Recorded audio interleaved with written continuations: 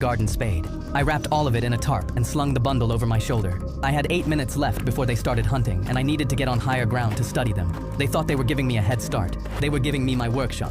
I headed north and uphill, into terrain that I could read, and at the very top of the first ridge, I lay flat and watched the cabin through the binoculars. I watched the 4 of them gather their gear, split up, and start the hunt. Charles carried a bolt-action rifle with a scope, and he moved the way old hunters move, slow, patient, and reading the wind. I could tell that he moved in a relaxed, calm, calculated way, making him the most dangerous of the 4. The older guy with the shotgun moved through the trees like a man who'd spent every November of his adult life in snow country exactly like this. He was also very methodical because he knew he couldn't move like a youngster anymore and relied solely on his strategy. He'll also be a problem and won't act erratically. He was hyped up on energy drinks and coffee and was going to be the easiest simply based on how impulsive he was. The quiet beanie-wearing guy that carried the compound bow approached my position first. He thought that if he was very quiet, I wouldn't ever see him. Man, was he wrong. He closed the distance towards me the fastest, and that impressed me. He tracked my deliberate boot prints up a frozen creek bed about a quarter-mile north of the cabin. That was exactly where I'd wanted him to go. I was luring him into what we used to call the rabbit trap in my unit.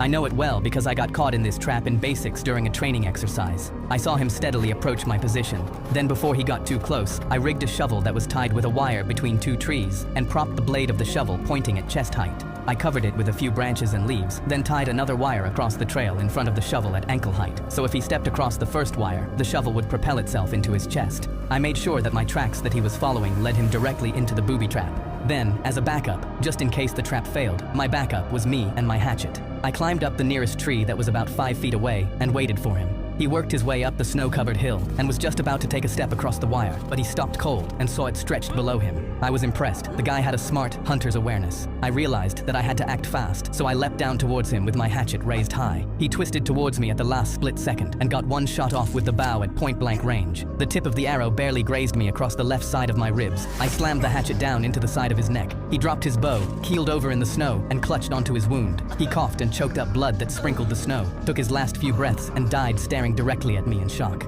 I always liked it better when the enemy fired at me first, with the intentions of killing me. It made me feel a lot better when I took them out in retaliation. I still get haunted by the ones that hesitated and never fired at me. This first asshole was easy work.